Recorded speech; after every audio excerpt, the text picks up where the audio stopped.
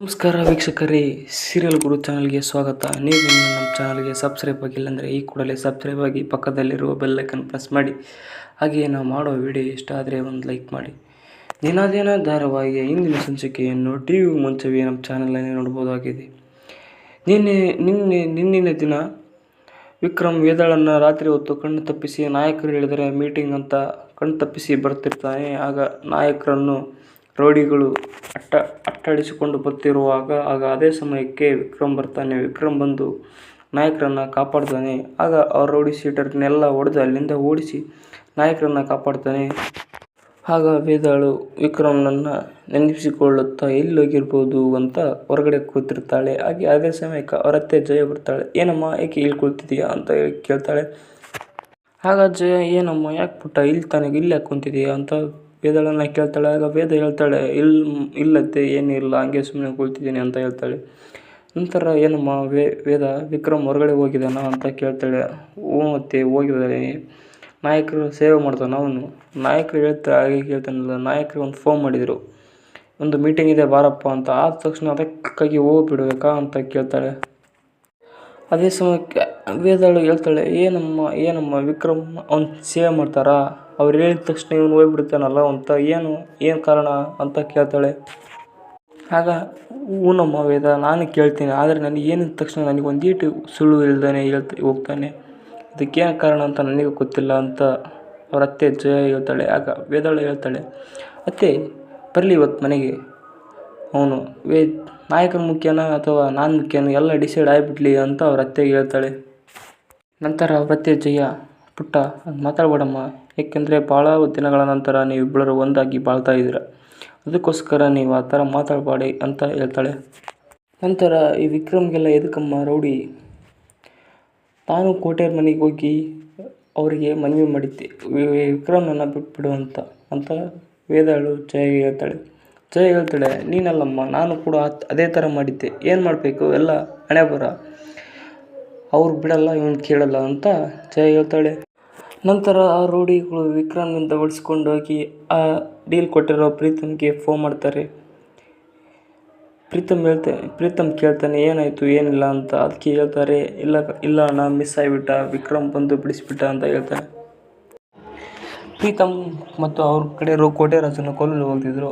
ಆಗ ವಿಕ್ರಮ್ ಅದೇ ಸಮಯಕ್ಕೆ ಬಂದು ಕೋಟೆ ರಾಜನ ರಕ್ಷಿಸ್ತಾನೆ. ನಂತರ ಅವ್ರು ಫೋನ್ ಮಾಡ್ತಾರೆ, ರೌಡಿ ಕಡೆಯವರು ಫೋನ್ ಮಾಡಿ, ಇಲ್ಲಣ್ಣ ಸ್ಕೆಚ್ ಮಿಸ್ ಆಗಿಬಿಡ್ತು, ಈ ಥರ ಬಂದು ಕೋಟೆ ರಾಜನ ಅವರು ವಿಕ್ರಮ್ ಬಂದು ರಕ್ಷಿಸಿದ ಅಂತ ಹೇಳ್ತಾನೆ. ಅದೇ ತಕ್ಷಣ ಅವನು ಪ್ರೀತಮ್ಗೆ ಹೇಳ್ತಾನೆ. ಆಗ ಪ್ರೀತಮ್ ಹೇಳ್ತಾನೆ, ಅಣ್ಣ ಎಂಥ ಕೆಲಸ ಆಗಿಬಿಡ್ತಲ್ಲ, ಒಳ್ಳೆ ಸ್ಕೆಚ್ ಮಿಸ್ ಆಗಿಬಿಡ್ತಲ್ಲ ಅಂತ ಹೇಳ್ಕೊಂಡು ಅಗ್ರೆಸಿವ್ ಸಿಟ್ಟ ಅವನು ಆಗ್ತಾನೆ.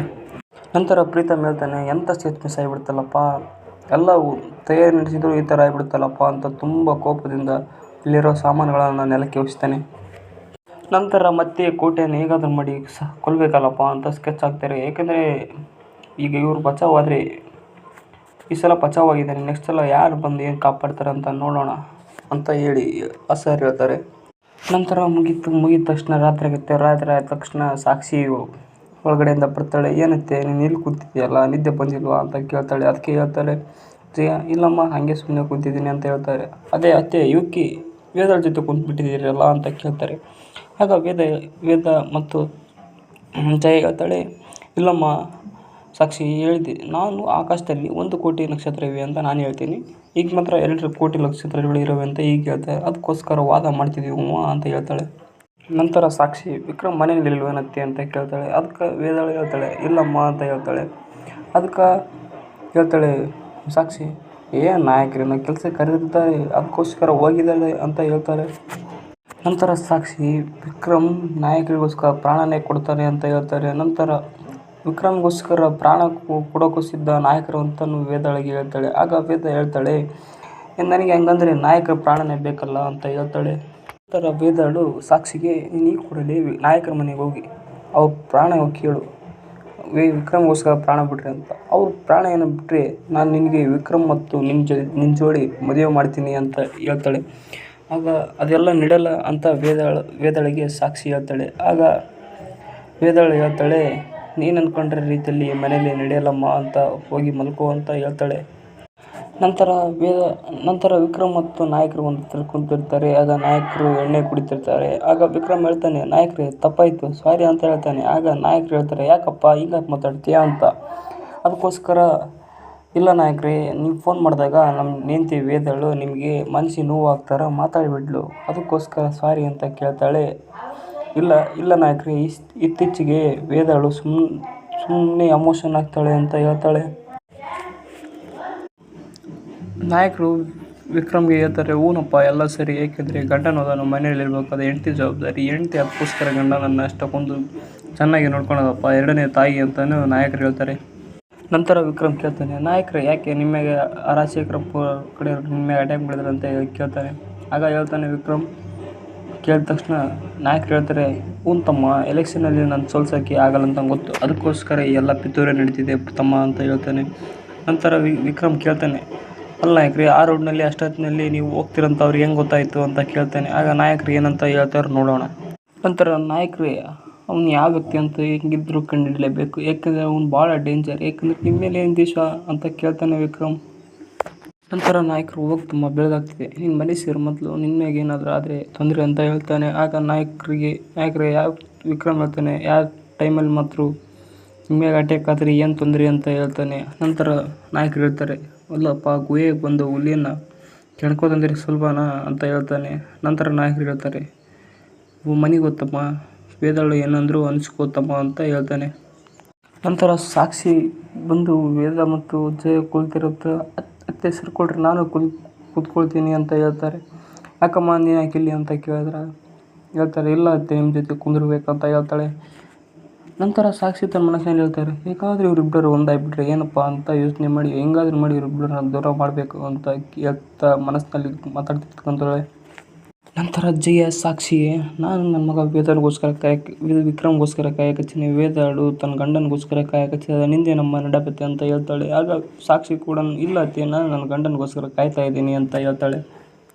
ನಂತರ ವಿಕ್ರಮ್ ಬಗ್ಗೆ ಕೆಟ್ಟದಾಗಿ ಮಾತಾಡ್ತಾಳೆ ಸಾಕ್ಷಿ. ಅದಕ್ಕೆ ಅವ್ರ ಅತ್ತೆ ಜಯ ಅವರು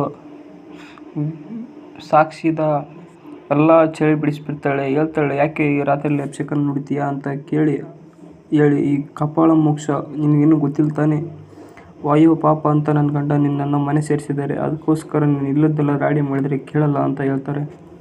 ನಂತರ ವೇದಾಳು ರಾತ್ರಿ ಎಲ್ಲ ಹೊರಗಡೆ ಕುಳಿತಿರ್ತಾಳೆ ತನ್ನ ಗಂಡನಿಗೋಸ್ಕರ. ಮುಂಜಾನೆ ಆಗುತ್ತೆ. ಮುಂಜಾನೆ ಆದ ತಕ್ಷಣ ವಿಕ್ರಮ್ ಬರ್ತಾನೆ. ಏನು ಬೇತಾಳ ಇಲ್ಲಿ ಕುಂತಿದೆ, ಗುಡ್ ಮಾರ್ನಿಂಗ್ ಅಂತ ಹೇಳ್ತಾಳೆ. ನಂತರ ಬೇತಾಳ ಏನು ಮಾತಾಡು ಅಂತ ಕೇಳ್ತಾರೆ. ಆಗ ಬೇತಾಳ ಮಾತಾಡಿಲ್ಲದೆ ಮಹಡಿಗೆ ಹೋಗ್ತಾಳೆ. ಆಗ ಹಿಂಬಾಲಿಸ್ಕೊಂಡು ಹೋಗುವಾಗ ಸಾಕ್ಷಿ ಬರ್ತಾಳೆ. ತಗೋ ಟೀ ಕುಡಿ, ನಿನಗೋಸ್ಕರ ಟೀ ಮಾಡ್ಕೊಂಡು ಬಂದಿದ್ದೀನಿ ಅಂತ ಹೇಳ್ತಾಳೆ.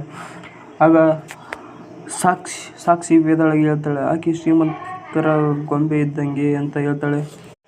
ನಂತರ ಸಾಕ್ಷಿ ತಂದ ಟೀಯನ್ನು ವಿಕ್ರಮ್ ಹೊಸಿತಾನೆ, ಸರ್ಕಳೆ ಅಂತ ಹೇಳ್ತಾನೆ. ಆಗ ನಂತರ ಸಾಕ್ಷಿ ಹೇಳ್ತಾಳೆ, ಈ ತಾನೇ ಶುರುವಾಗಿದೆ, ಇದಕ್ಕೆ ಬೆಂಕಿ ಹತ್ತಿದೆ, ಇದು ತುಪ್ಪ ಸುರಿತ, ನೆಕ್ಸ್ಟ್ ಲೆವೆಲಿಗೆ ಹೋಗಿ ನಾನು ಹೆಂಗಾದ್ರೂ ಮಾಡಿ ಜಗಳನ ಹಂಗೆ ಮಾಡ್ತೀನಿ ಅಂತ ಹೇಳಿ